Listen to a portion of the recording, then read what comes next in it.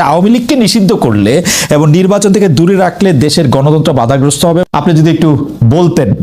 দেখেন, আওয়ামী লীগ হচ্ছে সব থেকে বড়, সব থেকে পুরাতন দল। আওয়ামী লীগ, আপনি যে কথাটি বললেন, বাংলাদেশকে স্বাধীন করেছে। আওয়ামী লীগকে বাদ দিয়ে আমাদের কোটি কোটি ভোটার আছে, তাদেরকে বাদ দিয়ে একটা নির্বাচন, এটা কারো কাছেই গ্রহণযোগ্য হবে না।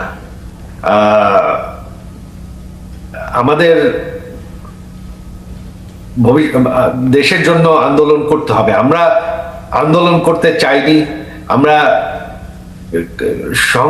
সংঘর্ষ চাই না, তবে আমাদেরকে কোনো দিকেই কোনো কি বলবো পথ দেওয়া হচ্ছে না। এখন আমাদের আন্দোলন ছাড়া আর কোনো উপায় নেই। বাংলাদেশের মানুষ এরকম একটা সাজানো নির্বাচন মানবে না। আজ হোক কাল হোক মানুষ রাস্তায় নেমে পড়বে, এটা তারা মানবে না। আমরা যেই শাটডাউন দেখেছি, বাংলাদেশের মানুষ সেটাকে রেসপন্ড করেছে। 13 তারিখে ঢাকা শহর সম্পূর্ণ বন্ধ ছিল, 16-17 তারিখে সারা দেশেই মানুষ বন্ধ রেখেছে। তিনি মানতে রাজি না। দেশের মানুষও এখন ভীষণ অসন্তুষ্ট। দেশে কোনো আইন শৃঙ্খলা নেই, অর্থনীতি একদম নেমে গেছে, দেশ একটা মৌলবাদী দেশ হয়ে যাচ্ছে। এটা কেউই পছন্দ করছে না। আপনি কি মনে করেন না যে আওয়ামী লীগ মানে রাজনৈতিক দল হিসাবে এতটাই দুর্বল এখন হয়েছে? মানে বিভিন্ন জায়গায় আমার কাছে যেরকম লোকজন বলে আর কি, আওয়ামী লীগ পরিচয় দিতেও মানুষ এখন আসলে স্বাচ্ছন্দ্য বোধ করে না। আওয়ামী লীগের তো এরকম অবস্থা কখনো ছিল না। আমাদের দল হচ্ছে আওয়ামী লীগ। এটা হচ্ছে বাংলাদেশের সব থেকে পুরাতন দল, সব থেকে বড় দল। বাংলাদেশ স্বাধীন করেছি আমরা। আমরা কোথাও যাচ্ছি না। আজ হোক কাল হোক আমার মা দেশে ফিরে যাবে। হ্যাঁ, অবশ্যই। এই ইউনূস সরকার হচ্ছে পাকিস্তানি, তাদের সাথে হচ্ছে জামাতে ইসলাম, যারা বাংলাদেশকে কোনোদিন পাকিস্তান থেকে স্বাধীন হতে চায়নি। তারা 71-এ জঙ্গি হিসাবে আমাদের বাঙালি 3 কোটি বাঙালিকে হত্যা, 30 লক্ষ বাঙালিকে তারা হত্যা করেছে। তো এখন তারাই কিন্তু ইউনূসের সাথে আছে। তারা চাচ্ছে বাংলাদেশ পাকিস্তানের একটা অংশ হয়ে থাকুক। সম্পর্কই হচ্ছে পাকিস্তানের সাথে, তারা সম্পূর্ণভাবে পাকিস্তানের সাথে জড়িত। পাকিস্তানকে তারা পারলে বাংলাদেশে নিয়ে আসে। জামাতে ইসলাম হচ্ছে ইউনূসের মেইন ব্যাকার, তারাই হচ্ছে ইউনূসের মূল শক্তি। আর তারা বাংলাদেশকে পাকিস্তানে পরিণত করতে চায়। বাংলাদেশের মানুষ সাজানো নির্বাচন মানবে না। আর আওয়ামী লীগ সব থেকে বড় দল, সব থেকে পুরাতন দল। আওয়ামী লীগকে শেষ করা সম্ভব না। আজ হোক কাল হোক একদিন আওয়ামী লীগ ফিরে আসবে, এটা হবে। এখন তো বাংলাদেশ সরকার সম্পূর্ণ অবৈধ, এটা তো আমাদের সরকার না, এখানে তো বিশ্বাসের কোনো প্রশ্নই ওঠে না। তবে আওয়ামী লীগ এখন সম্পূর্ণভাবে ঐক্যবদ্ধ। আওয়ামী লীগ শুধু না, যত সেকুলার দলগুলো আছে তাদেরকে কিন্তু নির্বাচন থেকে বাদ দেওয়া হয়েছে। আওয়ামী লীগ কিন্তু শুধু না, একা না। তো সেকুলার ফোর্স যদি আপনি বাদ দিয়ে মৌলবাদীদেরকেই ক্ষমতায় আনতে চান একটা সাজানো নির্বাচন করে, তাহলে তো অবশ্যই ভারতের জন্য একটা ভয়ঙ্কর পরিস্থিতি হবে। জনাব মির্জা ফখরুল ইসলাম আলমগীর মনে করছিলেন যে ইউএনবির খবর অনুযায়ী ইউএনবির খবর থেকে আমি যা জানলাম সেটা হচ্ছে যে আওয়ামী লীগকে নিষিদ্ধ করলে এবং নির্বাচন থেকে দূরে রাখলে দেশের গণতন্ত্র বাধাগ্রস্ত হবে, এবং তিনি আওয়ামী লীগকে নিষিদ্ধ করার পক্ষে নন। ভার্চুয়ালি বিএনপির আমি দ্বিতীয় বলবো না তৃতীয় বলবো আমি ঠিক জানি না, কিন্তু বিএনপির নীতি নির্ধারকদের একজন তো বটেই উনি, এবং সর্বোচ্চ নীতি নির্ধারকদের একজন। তিনি মনে করছেন যে আওয়ামী লীগ এখন মাঠ ছাড়া হলেও তাকে ব্যান করা সেটা গণতন্ত্রের জন্য, রাজনীতির জন্য ভালো হবে না। আপনার বিশ্লেষণ একটু শুনতে চাই। যেই স্বৈরাচার পালিয়ে গিয়েছে, যেই স্বৈরাচারকে বাংলাদেশের জনগণ বিতাড়িত করেছে আন্দোলনের মাধ্যমে, সেই স্বৈরাচার এই দেশের প্রত্যেকটি ক্ষেত্রকে কিভাবে ধ্বংস করে দিয়ে গিয়েছে এটি আমরা জীবনের পরতে পরতে অনুভব করতে পারি। কিভাবে দেশের অর্থনৈতিক ব্যবস্থা ভেঙে দিয়ে গিয়েছে, কিভাবে দেশের আইন শৃঙ্খলা ভেঙে দিয়ে গিয়েছে, কিভাবে দেশের শিক্ষা ব্যবস্থাকে ধ্বংস করে দিয়ে গিয়েছে, কিভাবে দেশের স্বাস্থ্য ব্যবস্থাকে ধ্বংস করে দিয়ে গেছে, কিভাবে দেশের প্রাকৃতিক অবস্থাগুলোকে, নদী, নালা, খাল, বিল, বন, জঙ্গলকে ধ্বংস করে দিয়ে গিয়েছে, কিভাবে দেশের কৃষি, যেটাই বলি না কেন, সব কিছুকে যেভাবে ধ্বংস করে দিয়ে গিয়েছে, এর ভুক্তভোগী কিন্তু এই দেশের মানুষ।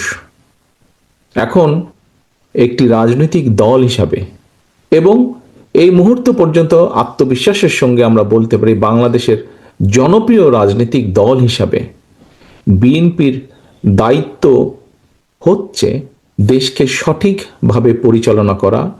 দেশের মানুষ যখন বিএনপিকে দেশের দায়িত্ব পরিচালনার দায়িত্ব দেবে, প্রিয় ভাই বোনেরা, যেদিন স্বৈরাচার পালিয়ে যায়, আমাকে মহাসচিব সাহেব তখন ফোন করলেন, ফোন করে বললেন যে জাতীয় সরকার গঠিত করলে ভালো হয় কিনা, অথবা আমরা জাতীয় সরকারে যাব কিনা। তখন বিভিন্ন রকম একটা হেফাজত কন্ডিশন। আমি তখন বলেছিলাম যে আমরা জনগণের রায় মাথা পেতে নেব, আমরা জনগণের কাছে যাব, আমরা জনগণ যে সিদ্ধান্ত দিবে তাই আমরা মাথা পেতে নেব। কাজেই আমি সেই মুহূর্তে মনে করেছিলাম যে জাতীয় সরকারে আমরা যাব না, আমাদের লক্ষ্য, আমাদের উদ্দেশ্য সবকিছু নিয়ে আমরা জনগণের সামনে দাঁড়াবো। আমরা স্লোগানে বলি যে জনগণই আমাদের সকল ক্ষমতার, রাজনৈতিক ক্ষমতার উৎস। কাজে জনগণই যদি আমাদের রাজনৈতিক ক্ষমতার উৎস হয়ে থাকে, তাহলে কেন আমরা জনগণের সামনে গিয়ে দাঁড়াবো না? আমাদের লক্ষ্য বলবো দেশকে নিয়ে, জনগণকে নিয়ে, আমাদের উদ্দেশ্য বলবো দেশকে নিয়ে, জনগণকে নিয়ে, এবং জনগণ যে সিদ্ধান্ত দেবে আমরা মাথা পেতে সে সিদ্ধান্ত নিব। প্রিয় ভাই বোনেরা, তোমাদের নিশ্চয়ই মনে আছে আজকে থেকে প্রায় 3 বছর আগে বাংলাদেশে তখনও স্বৈরাচার বিপুল দাপটে এই দেশকে, দেশের মানুষের বাক স্বাধীনতার গলা টিপে রেখেছে, দেশের মানুষের রাজনৈতিক অধিকারের গলা টিপে রেখেছে।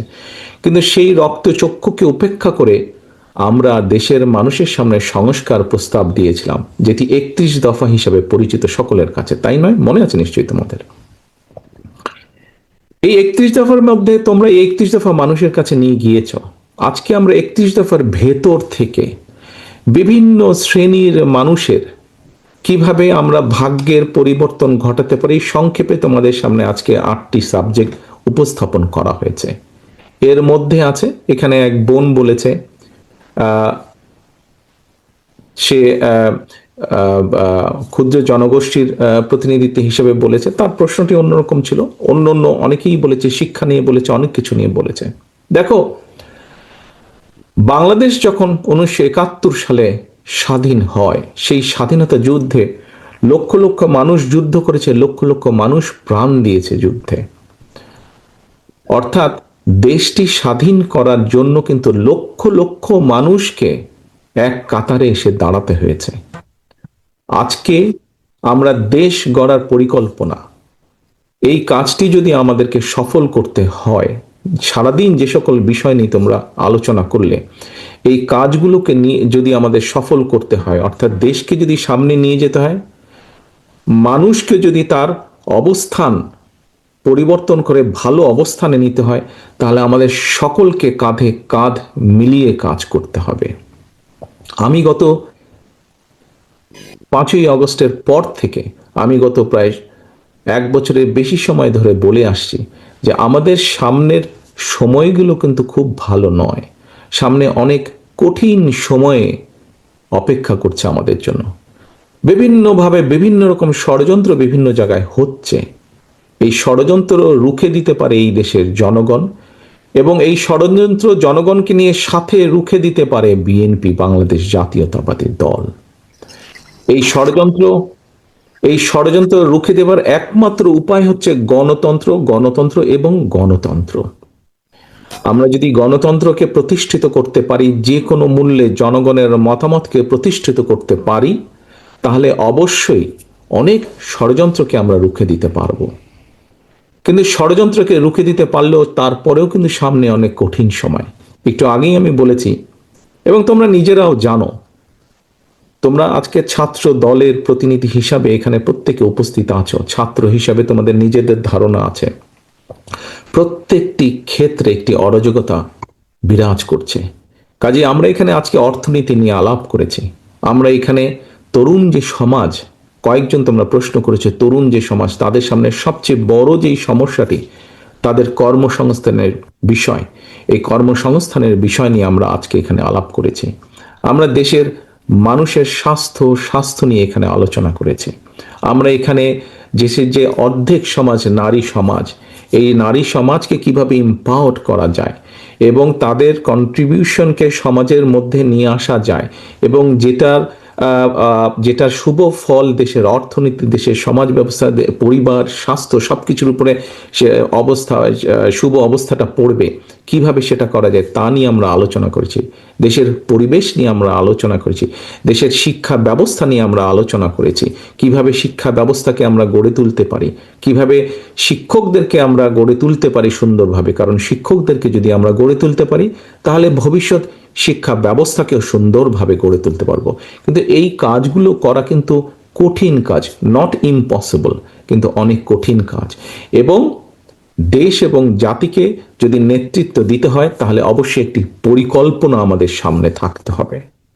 প্রিয় ভাই বোনেরা, তোমরা আজকে যখন এই হলে এসে বসেছো, তোমাদের আলোচনা শুরু হয়েছে, তোমরা যে আলোচনা শুরু হবার সময় তোমাদেরকে প্রত্যেকে একটা করে ফোল্ডার দেওয়া হয়েছে, এবং কিছুক্ষণ পরে, খুব সম্ভবত লাঞ্চের পরে, তোমাদের সকলকে আলাদা আবার হাতে হাতে একটা লিফলেট দেওয়া হয়েছে না তোমাদের?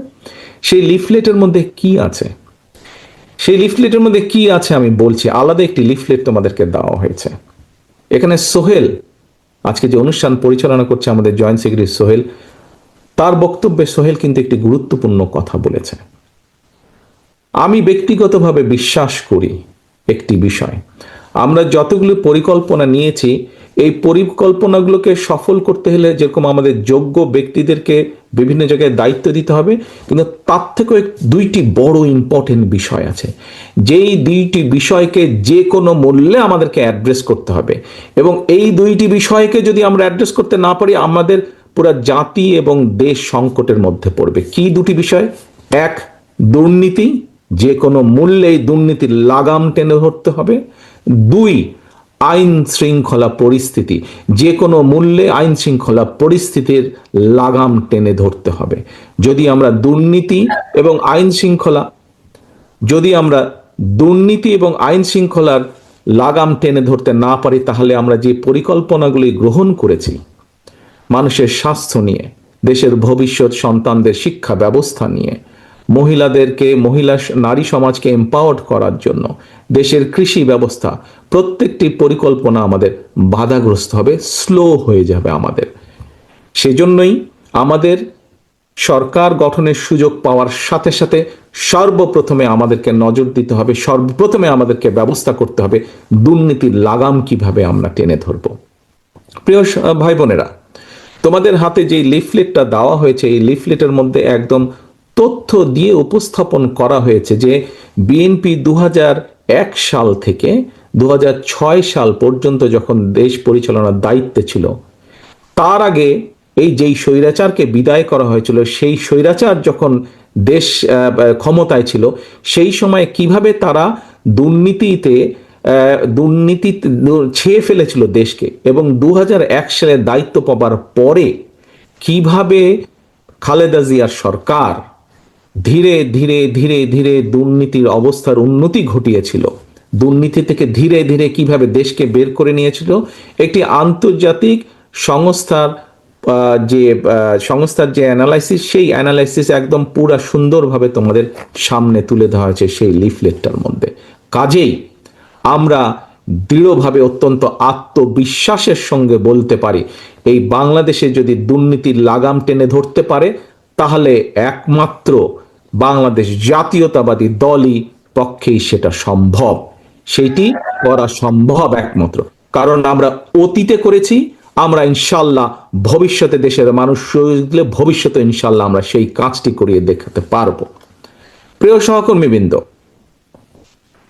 কেউ কেউ বলে থাকে স্বৈরাচার যেভাবে বিএনপি সম্পর্কে, এই যে স্বৈরাচার, পলাতক যে স্বৈরাচার, তারা বিএনপির সম্পর্কে যেসব মিথ্যা প্রোপাগান্ডা ছড়াতো, আমরা ইদানিং লক্ষ্য করছি কিছু কিছু ব্যক্তি বা দল ঠিক একই সুরে গান গাইছে বা একই সুরে কতগুলো কথা বলার চেষ্টা করছে। এখন প্রশ্ন হচ্ছে, তাদেরও তো দুইজন ব্যক্তি আমাদের সাথে সেই সময় সরকারে ছিল। এই দুজন ব্যক্তি পৃথিবীতে আর নেই। দুজনই সিনিয়র মানুষ, দুজনই সিনিয়র রাজনীতিবিদ ছিলেন। তারা গত হয়েছেন। কাজেই যে মানুষ নেই তাদের সম্পর্কে অবশ্যই খারাপ কথা বলা উচিত নয়। তাদের প্রতি পরিপূর্ণ সম্মান রেখেই বলতে চাই, সেই দুইজন ব্যক্তির বিএনপি সরকারে শেষ দিন পর্যন্ত থাকা প্রমাণ করে দেয়, দুটো জিনিস প্রমাণ করে যৌক্তিকভাবে। তারা অবশ্যই পূর্ণ কনফিডেন্স ছিল খালেদা জিয়ার উপরে যে খালেদা জিয়া দুর্নীতির বিরুদ্ধে যুদ্ধ করছে, সেজন্যই তারা শেষ দিন পর্যন্ত ছিল। এখন তাদের দলের অন্য যে যত বড় বড় কথা বলি কিনা কেন, খালেদা জিয়া শেষ দিন পর্যন্ত দুর্নীতির বিরুদ্ধে যুদ্ধ করেছে এবং দুর্নীতির অবস্থার পরিবর্তন ঘটেছে, এই আত্মবিশ্বাস তাদের মধ্যে ছিল। তারা দেখেছিল সেই সরকারকে, কারণ তো সরকারের ভেতরেই ছিল। সেজন্যই তারা শেষ দিন পর্যন্ত এই বিএনপি সরকারের সাথে তারা ছিল। আমরা এইভাবেই ধরে নিব, আমরা অন্য কিছু বলতে চাই না। কেউ কেউ বলে